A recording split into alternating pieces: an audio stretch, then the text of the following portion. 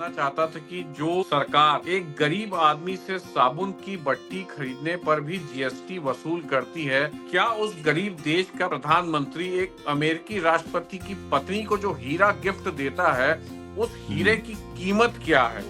विदेश मंत्रालय का जवाब आता है कि उसकी कीमत बतलाने से भारत और अमेरिका के संबंध खराब हो जाएंगे। मेरा सवाल ये है कि हर चीज को छिपाना क्यों? भाई, भारत 140 करोड़ आबादी का देश है। भारत का प्रधानमंत्री अगर किसी देश में जाकर के वहां की डिग्निटरी को कुछ देना चाहता है तो डंके की चोट पर देना, बताए कि कितनी कीमत का है, कितना जीएसटी दिया, क्या है क्या नहीं, सारी बात साफ साफ रख के इसमें हर चीज को छिपाना क्यों? प्रधानमंत्री के साथ 24 घंटे आप देखेंगे कि एक कैमरामैन लगे रहता है। कैमरामैन चाहे वो मंदिर जाते हैं तो वह फोटो खींच लेता है, वह किसी टनल में जाते हैं तो फोटो खींच लेता है। प्रधानमंत्री किसी समुद्र तट पर कचरे की बोतल बीनते हैं तो उनकी फोटो खिंचा जाती है। मैंने उस कैमरामैन की सैलरी भी जानना चाहिए, परंतु उस कैमरामैन की सैलरी का जवाब भी इनके पास नहीं था। अब यह सरकार इस जुमले में आके टिक जाती है कि छुपाऊंगा और छुपाने ही दूंगा के जुमले पर आकर अब सरकार टिक गई है। तो ये सरकार के पास किसी चीज का जवाब नहीं है। पीएम केयर्स फंड में जो वेंटिलेटर दिए गए कोविड के समय, वह वेंटिलेटर भी घटिया क्वालिटी के थे। जब आप किसी चीज को छिपा नहीं सकते, कोई चीज आपके बस में नहीं है, भाई आपने नहीं बताया, यूनाइटेड स्टेट्स ऑफ अमेरिका ने बता दिया, तो आप क्यों अपनी फजीहत कर रहे हैं? आप टैक्स पेयर्स के पैसे की जानकारी है जिस पर राजनेता ऐश कर रहे हैं और उन राजनेताओं को के ऊपर जवाबदेही तय होना चाहिए। तो अगर कोई व्यक्ति अनपढ़ है, निरक्षर है, तो वह भी सूचना के अधिकार के तहत जानकारी प्राप्त कर सकता है। उसे सिर्फ जन सूचना अधिकारी के पास जाना है और मौखिक रूप से बताना है कि उसे क्या जानकारी चाहिए। देखिए, ये बहुत महत्वपूर्ण मतलब ये है कि आरटीआई में ये प्रावधान है कि उस जन सूचना अधिकारी को ये चाहिए कि ब्लैंक पेपर में उस बात को लिखे और उसको दिखाए कि भैया क्या तुमको ये जानकारी चाहिए, पढ़ के सुनाए। क्या यही जानकारी चाह रहे थे? जब वो कहेगा हाँ मैं यही जानकारी चाह रहा था, तब उसका हस्ताक्षर या वहाँ उसमें अंगूठे का निशान ले। कितने भी दस्तावेज हो, 2000 पन्ने के हो, 5000 पन्ने के हो, गरीबी रेखा कार्डधारी व्यक्ति को निःशुल्क जानकारी दिए जाने का प्रावधान है। नहीं, प्रश्नात्मक प्रश्नों का आरटीआई में कोई स्थान नहीं है। कि आपने बताया कि 150 वर्ड्स की लिमिट होती है। अगर 150 वर्ड्स की लिमिट ब्रीच हो जाए और 160 170 शब्द हो जाए तो क्या उस आरटीआई को रिजेक्ट कर देंगे वो? मतलब एक आवेदन में एक ही विषय होना चाहिए। मुख्यमंत्री कार्यालय में, प्रधानमंत्री कार्यालय में और प्रेसिडेंट ऑफिस में भी उपलब्ध होंगे जन सूचना अधिकारी। सूचना के अधिकार में हर वह जानकारी दी जा सकती है जो लोकसभा या विधानसभा के पटल में दी जा सकती है। उसने जो पावर दिया है वो एक विधायक और सांसद की तरह का पावर उसने दिया है।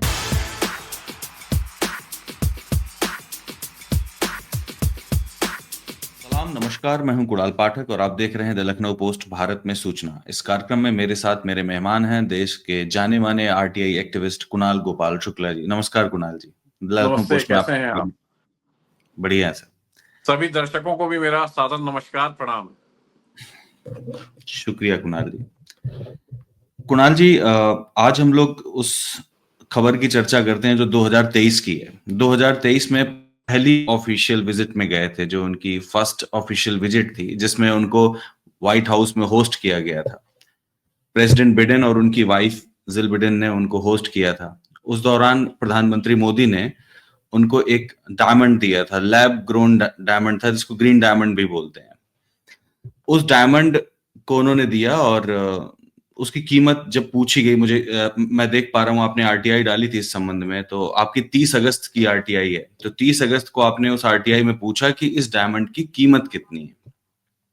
वो आप अभी दर्शकों को बताइएगा कि आखिरकार जो सूचना कार्यालय है उसने क्या जवाब दिया। मेरा सवाल ये है कि आपकी जो आरटीआई थी उसके जवाब में उन्होंने मोटा मोटा मना कर दिया था देने के लिए, लेकिन जनवरी 2025 में जो चीफ ऑफ प्रोटोकॉल ऑफिस है यूनाइटेड स्टेट्स ऑफ अमेरिका का, वो हर साल इस पूरी लिस्ट को पब्लिश करता है कि किस किस फॉरेन डिग्निटरीज ने अमेरिका के राष्ट्रपति और उनकी पत्नी को कौन कौन से गिफ्ट दिए हैं, और उनका कीमत भी पब्लिश करता है, दोनों चीजें पब्लिश करता है। उससे ये पता चल गया कि ये $20,000 की है, आज के हिसाब से लगभग 17.5 लाख रुपए की। मेरा सवाल ये है कि अगर कीमत भारत बता देता तो संबंध कैसे खराब होते, और अगर कीमत अमेरिका ने बता दी तो संबंध मतलब कैसे बच गए, ये नहीं समझ में आ रहा। आपने जो आरटीआई डाली थी, प्लीज आप उसके बारे में बताइए कुणाल जी। देखिए, जो आरटीआई मैंने डाली थी, मैंने उस हरे डायमंड की कीमत के बिल वाउचर की प्रतियां मांगी थी। मैं ये जानना चाहता था कि जो सरकार एक गरीब आदमी से साबुन की बट्टी खरीदने पर भी जीएसटी वसूल करती है, क्या उस गरीब देश का प्रधानमंत्री, देखिए हम उस देश में रह रहे हैं जहां की 80 करोड़ जनता आज 5 किलो मुफ्त अनाज पर निर्भर है। ये किसी से ढकी छुपी बात नहीं है। आज हंगर इंडेक्स में देश की स्थिति भारत के पड़ोसी जो देश हैं, अफगानिस्तान, नेपाल, भूटान, पाकिस्तान जैसे देशों से भी बदतर है। मतलब इसमें कहीं कहने में गुरेज नहीं है। वैश्विक हम्म। हंगर इंडेक्स में हम इन देशों से भी पीछे जा चुके हैं। तो मैंने हम्म। इन सबको देखते हुए मुझे यह जानने की उत्सुकता थी एक भारतीय नागरिक के रूप में कि उस देश का प्रधानमंत्री एक अमेरिकी राष्ट्रपति की पत्नी को जो हीरा गिफ्ट देता है, उस हीरे हम्म। की कीमत क्या है। और ये जानने का हक हर भारतीय को होना चाहिए। तो जो टैक्स पेयर है, टैक्स पेयर हर वह भारतीय है जो जीएसटी देता है। आप देखेंगे कि अमीर हो या गरीब हो या मध्यम वर्ग का व्यक्ति हो, जीएसटी उससे वसूल किया जा रहा है। सरकार एक प्रकार से सफेद पोशी में डाका डाल दी है हर भारतीय नागरिक की जेब में। और उन टैक्स पेयर्स के पैसे से एक हरे रंग का कीमती हीरा खरीदा जाता है और उसे अमेरिका की राष्ट्रपति को, पत्नी को गिफ्ट दिया जाता है। तो उस हम्म। हीरे की कीमत को जानने के लिए मैंने आरटीआई फाइल की थी, परंतु विदेश मंत्रालय का जवाब आता है कि उसकी कीमत बतलाने से भारत और अमेरिका के संबंध खराब हो जाएंगे। बड़ा देखिए हास्यास्पद बात है कि हीरे की अगर एक कीमत ये बता देते, उसका बिल वाउचर की प्रतियां दे देते, हम लोग भी देख लेते हीरे की कीमत कितने हजार डॉलर है, उस पर जीएसटी दिया गया है या नहीं दिया गया है। परंतु वहां रे भारत सरकार का विदेश मंत्रालय, उन्होंने यह जवाब दे दिया कि इस हीरे की कीमत बता देने से भारत और अमेरिका के संबंध प्रभावित हो जाएंगे। और chief of protocol office USA ने उसकी कीमत बता दी। वही तो मैं आपसे सवाल पूछ रहा हूं कि अगर भारत कीमत बता देता तो संबंध क्या, तो संबंध कैसे खराब हो जाते। आज यूएस ने बता दी है कीमत, तो संबंध फिर भी इंटैक्ट है। कि मेरा सवाल ये है कि हर चीज को छिपाना क्यों। भाई भारत 140 करोड़ आबादी का देश है। भारत का प्रधानमंत्री अगर किसी देश में जाकर के वहां की डिग्निटरी को कुछ देना चाहता है तो डंके की चोट पर देना, बताए कि कितनी कीमत का है, कितना जीएसटी दिया, क्या है क्या नहीं, सारी बात साफ साफ रखे। इसमें हर चीज को छिपाना क्यों है देखिए कुणाल जी। छिपाना इसलिए है क्योंकि ये सरकार कुछ बताना नहीं चाहती है। चाहे पीएम केयर फंड की बात हो या मैंने तो प्रधानमंत्री के कार्यालय में, ऑफिस में, घर में कैटरिंग में कितना खर्चा हुआ इस पर भी आरटीआई लगाई, परंतु उसका जवाब नहीं आया। प्रधानमंत्री के साथ 24 घंटे आप देखेंगे कि एक कैमरामैन लगे रहता है। कैमरामैन चाहे वो मंदिर जाते हैं तो वह फोटो खींच लेता है, वह किसी टनल में जाते हैं तो फोटो खींच लेता है, प्रधानमंत्री किसी समुद्र तट पर कचरे की बोतल बीनते हैं तो उसकी उनकी फोटो खिंचा जाती है। मैंने उस कैमरामैन की सैलरी भी जानना चाहिए, परंतु उस कैमरामैन की सैलरी का जवाब भी इनके पास नहीं था। मैंने प्रधानमंत्री की कैटरिंग में कितना खर्चा हो रहा है, प्रधानमंत्री कितने की चाय कॉफी मेहमानों को पिला रहे हैं, उनके यहाँ रसोई सिलेंडर कितना लग रहा है, मैंने यह भी जानना चाहा, परंतु इसका जवाब मुझे आज तक नहीं मिला। तो आप देखेंगे सरकार ना खाऊंगा ना खाने दूंगा के जुमले के साथ शुरू होती है। अब यह सरकार इस जुमले में आके टिक जाती है कि छुपाऊंगा और छुपाने ही दूंगा के जुमले पर आकर अब सरकार टिक गई है। तो ये सरकार के पास किसी चीज का जवाब नहीं है। आप देखेंगे कि पीएम केयर्स फंड में जो वेंटिलेटर दिए गए कोविड के समय, वह वेंटिलेटर भी घटिया क्वालिटी के थे। चंडीगढ़ से लेकर छत्तीसगढ़ की राजधानी रायपुर तक जो वेंटिलेटर उस पीएम केयर फंड से खरीदे जाते हैं, वह बहुत ही घटिया क्वालिटी के थे, वो वेंटिलेटर चल नहीं रहे थे। तो मुझे लगता है कि इन सब के चलते यह सरकार सूचना के अधिकार के तहत जवाब देने से बच रही है और बचती रही है। बिल्कुल ठीक बात है। बस मैं ये सोचता हूं कि जब आप किसी चीज को छिपा नहीं सकते, कोई चीज आपके बस में नहीं है, भाई आपने नहीं बताया, यूनाइटेड स्टेट्स ऑफ अमेरिका ने बता दिया, हम्म। तो आप क्यों अपनी फजीहत कर रहे हैं। आपके यहाँ पर तो इससे संबंधित कानून है, राइट टू इंफॉर्मेशन एक्ट 2005 है, जिसको सर्वोच्च न्यायालय अनुच्छेद 19 और अनुच्छेद 21 के तहत मौलिक अधिकार समझता है। तो आप आपको अपने नागरिकों को सशक्त करने में क्या परेशानी हो रही है। आप जवाब दीजिए और उससे संबंधित जो आलोचना है उसको एब्जॉर्ब सहमत करिए, बस बात खत्म हो गई। मैं सहमत हूं आपकी बात से। बिल्कुल आपको जवाब देना चाहिए। और ये देखिए मैं बार बार बोलता हूं कि ये टैक्स पेयर्स के पैसे की जानकारी है जिस पर राजनेता ऐश कर रहे हैं और उन राजनेताओं को के ऊपर जवाबदेही तय होना चाहिए। आप एक तरफ जो है मेक इन इंडिया की बात करते हैं और आप 8800 करोड़ रुपए का आप हवाई जहाज खरीद लेते हैं। आप मेक इन हम्म इंडिया की बात करते हैं और आप अपने लिए विदेशी गाड़ियों का काफिला खरीद लेते हैं। तो इस हम्म तरीके का दोहरा चरित्र किसी भी व्यक्ति का नहीं होना चाहिए। ये एक नागरिक के रूप में मैं मानता हूं। भारत की सूचना भारत के ही लोगों को देने से इनकार लोगों की जा रही है। अच्छा, कुणाल जी, हम लोग अगले सेक्शन में आते हैं। आज हम लोग ये जानने की कोशिश करेंगे कि बिल्कुल एक लेमैन, चूंकि आप आरटीआई बहुत सालों से डाल रहे हैं और मुझे लगता है कि आप देश के सबसे प्रतिष्ठित आरटीआई एक्टिविस्ट में से एक हैं। आप बस मुझे ये बताइए कि एक लेमैन, लेमैन मतलब बिल्कुल एक ऐसा इंसान जो सिर्फ सिर्फ दस्तखत करना जानता हो, लेकिन उसको सूचना पाने का कीड़ा हो कि मुझे सूचना जाननी है, वो इंसान क्या करे? मतलब वो कौन सा फॉर्म खरीदे, उसमें क्या लिखे, कैसे प्रश्न लिखे, किस अधिकारी के पास जाए, या किसी अधिकारी के पास ना भी जाना हो तो पोस्ट से कैसे करे, और उसको सूचना कैसे प्राप्त होगी, उसे क्या क्या करना होगा, स्टेप बाय स्टेप प्लीज। देखिए, मैं आपको एक बहुत महत्वपूर्ण बात बताता हूँ कि जो आपने बात की कि हमारे यहाँ पे अभी भी दूरस्थ पिछड़े इलाकों में ऐसी जनसंख्या है जो लिखना पढ़ना नहीं जानती। वो सिर्फ अपना हस्ताक्षर लगाना जानते हैं। वो लोग आज भी हस्ताक्षर की जगह ऐसे कई लोग हैं जो अंगूठा लगाते हैं। परंतु उनको सूचना के अधिकार के तहत जानकारी चाहिए। तो ऐसा आदमी क्या करे? ये बहुत महत्वपूर्ण सवाल है। वह अपने जिस भी विभाग से उसे सूचना चाहिए, दस्तावेज चाहिए, जानकारी चाहिए, तो उन हर सरकारी विभाग में एक जन सूचना अधिकारी है, जिन्हें कहीं कहीं लोक सूचना अधिकारी भी कहा जाता है कुछ राज्यों में। वह उनके पास जाए और उन्हें बताए कि उसे इस अमुक अमुक विषय पे आरटीआई के तहत जानकारी एवं दस्तावेज चाहिए। जन सूचना अधिकारी या लोक सूचना अधिकारी का यह दायित्व है कि वह क्या जानकारी जो है आवेदक चाह रहा है वह समझे और उसे एक सादे कागज में नोट करे और ये सुनिश्चित करे उससे कि ये जो जानकारी वह चाह रहा है क्या यह वही है, और उसका अंगूठा या साइन ले। तो अगर कोई व्यक्ति अनपढ़ है, निरक्षर है, तो वह भी सूचना के अधिकार के तहत जानकारी प्राप्त कर सकता है। उसे सिर्फ जन सूचना अधिकारी के पास जाना है और मौखिक रूप से बताना है कि उसे क्या जानकारी चाहिए। देखिए, ये बहुत महत्वपूर्ण बात है। यही मौखिक बात मैं रूप से वो पूछना चाह रहा बताए। हूँ। जो आप कह रहे हैं, अगर मैं सही समझ रहा हूं तो आप मुझे बताइएगा। आप कहने का मतलब है कि कोई व्यक्ति अनपढ़ है, जी। उसे कुछ भी आता जाता नहीं है, बस वो सवाल जी। पूछ सकता है। उसे ये मालूम है कि ये जो जानकारी उसे चाहिए वो वन विभाग की है या वो जानकारी कृषि विभाग की, और वो उस विभाग के ऑफिस में, डिस्ट्रिक्ट में चला जाता है। वो बिल्कुल। ओरली जन सूचना अधिकारी से पूछता है कि मुझे ये सूचना चाहिए। तो आपके कहने का मतलब ये है कि आरटीआई में ये प्रावधान है कि उस जन सूचना अधिकारी को ये चाहिए कि ब्लैंक पेपर में उस बात को लिखे और उसको बिल्कुल। दिखाए कि भैया क्या तुमको ये पढ़ के जानकारी सुनाए, चाहिए। पढ़ हाँ, के पढ़ के सुनाए सुनाए। उसको कि ये आप हाँ। क्या यही जानकारी चाह रहे थे? जब वो हम्म कहेगा हाँ मैं यही जानकारी चाह रहा था, तब उसका हस्ताक्षर या वहां उसमें अंगूठे का निशान ले। और हम्म अगर आवेदक गरीबी हम्म रेखा से नीचे है, बीपीएल कार्डधारी है, तो उसे आवेदन शुल्क भी नहीं लगेगा। और हम्म दस्तावेज के लिए जो A4 साइज का 2 रुपए प्रति पेपर लिए जाने का प्रावधान है, हम्म उसे निशुल्क कितने भी दस्तावेज हों, 2000 पन्ने के हों, 5000 पन्ने के हों, गरीबी रेखा कार्डधारी व्यक्ति को निशुल्क जानकारी दिए जाने का प्रावधान है।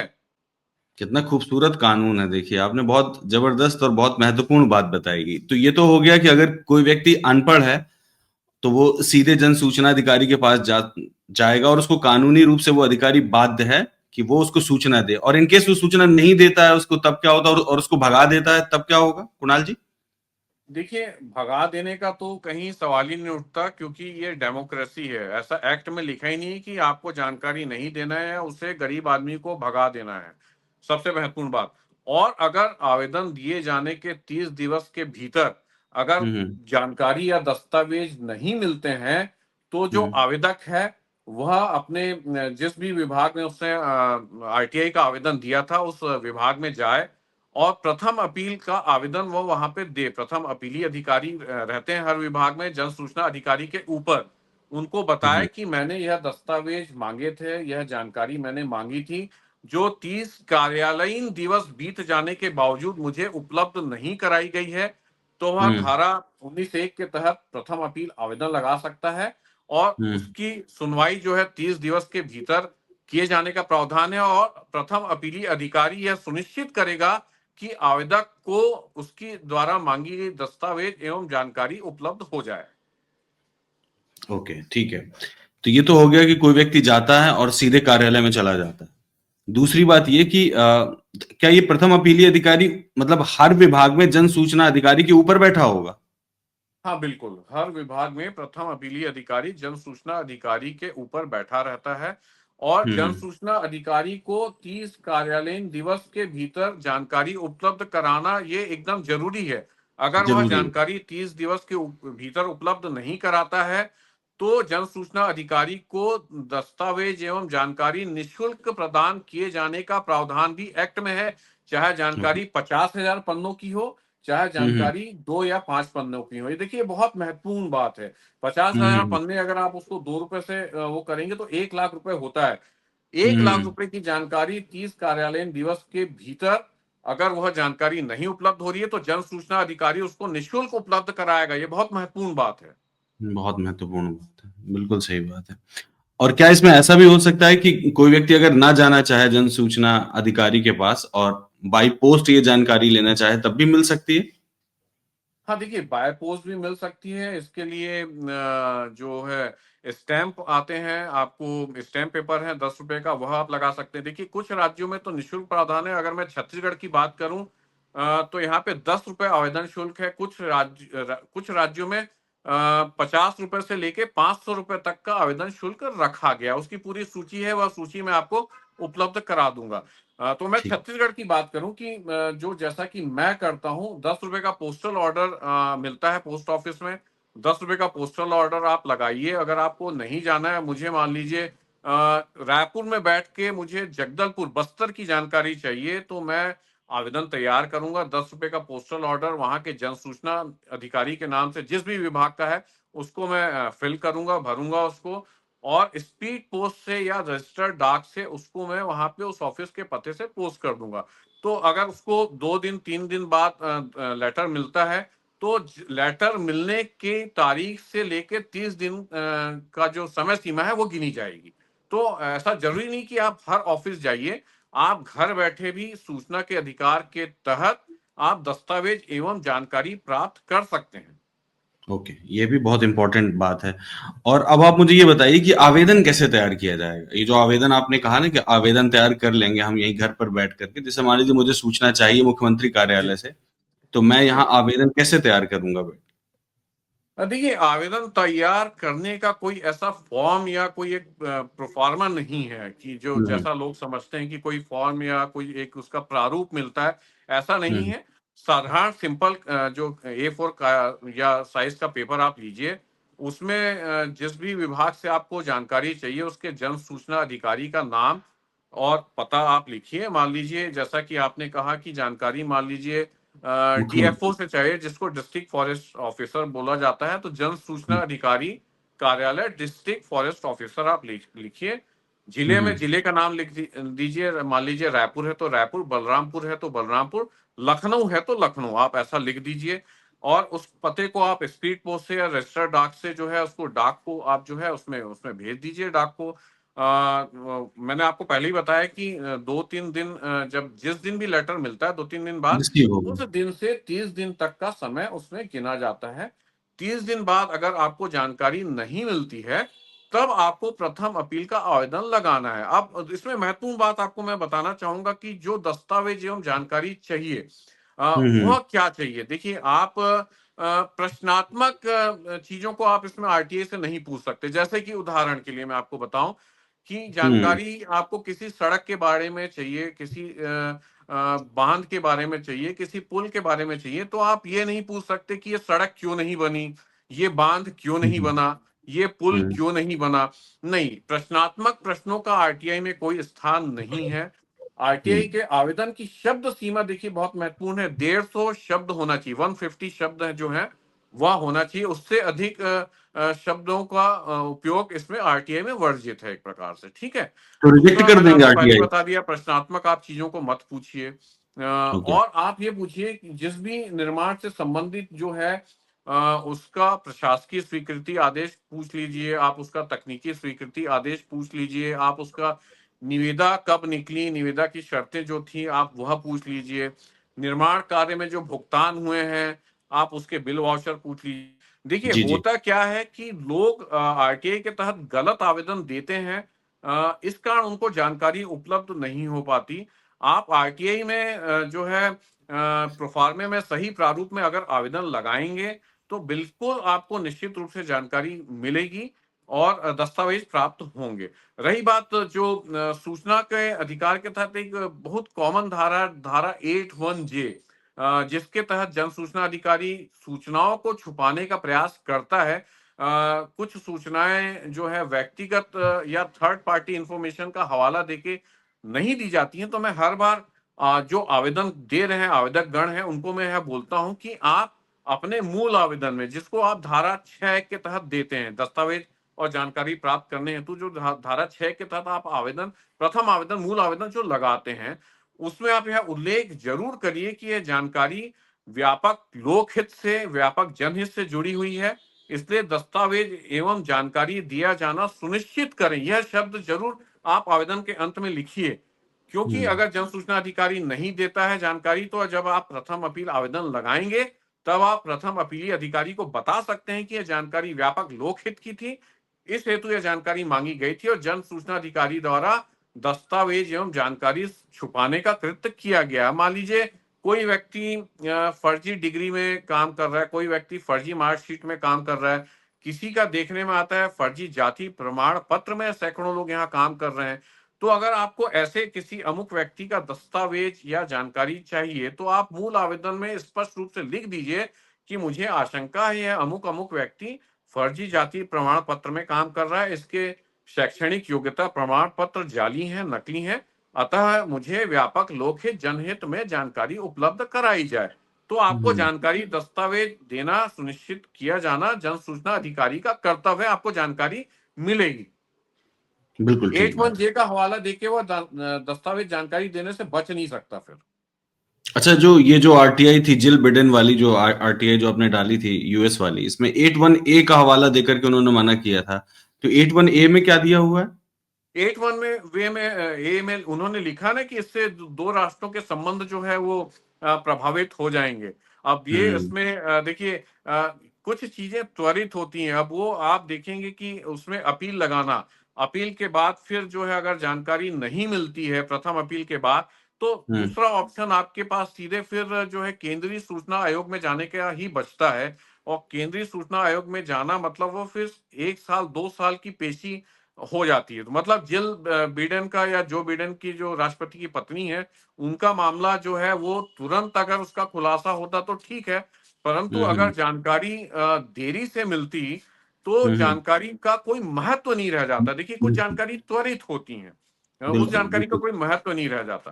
तो अच्छा 1 साल 2 साल का पेशी भोगना और रुकना, हुँ, इस कारण ये जानकारी फिर मैंने अपील में मैं नहीं गया उसको लेके। ओके, ठीक है। 2 चीज़ें मैं जानना चाहूँगा अपने दर्शकों के लिए। पहला ये कि आपने बताया कि 150 वर्ड्स की लिमिट होती है। अगर 150 वर्ड्स की लिमिट ब्रीच हो जाए और 160, 170 शब्द हो जाएँ, तो क्या उस आरटीआई को रिजेक्ट कर देंगे वो?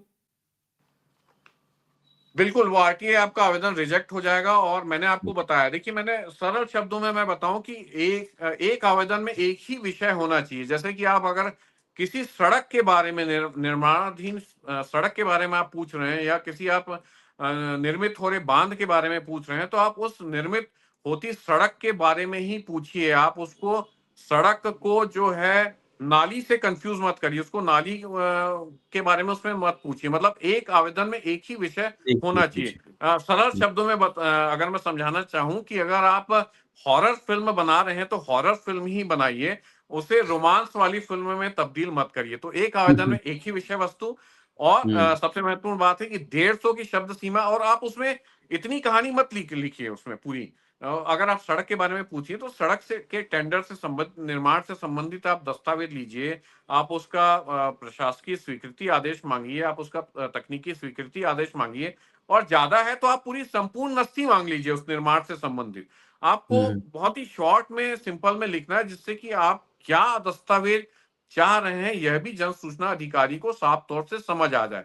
आपको जो भी निर्माण है, जिस गांव के बारे में, जिस ब्लॉक के बारे में, जिस तहसील के बारे में चाह रहे हैं, उसके बारे में भी आपको स्पष्ट उल्लेख करना चाहिए। लोग क्या करते हैं कि आप सिर्फ नाम लिख देते हैं, नाम के बाद वो गांव या विलेज या ब्लॉक या तहसील का पता नहीं लिखते हैं। तो आप देखेंगे कि एक गांव भारत में नहीं, उस नाम के कई गांव भारत में हैं। अगर आप उत्तर प्रदेश में भी देखें या मैं हम्म, छत्तीसगढ़ में देखूं, तो एक ही जो गांव है वो उस नाम के 3-4 गांव अन्य भी मिल जाते हैं। तो आपको हम्म, यह चीज स्पष्ट लिखना चाहिए मूल आवेदन में। और अगर आप इन सब बातों का ठीक से फॉलो अप लेंगे आवेदन में अपने, तो आपको दस्तावेज एवं जानकारी निश्चित रूप से मिलेगी जो आप चाह रहे हैं। बिल्कुल ठीक बात। अपने दर्शकों के लिए एक आखिरी सवाल मैं आपसे और पूछ लेता हूँ। वैसे तो जन सूचना अधिकारी आपने बताया कि हर विभाग में उपलब्ध होगा, तो क्या ये मुख्यमंत्री कार्यालय में, प्रधानमंत्री कार्यालय में और प्रेसिडेंट ऑफिस में भी उपलब्ध होंगे जन सूचना अधिकारी?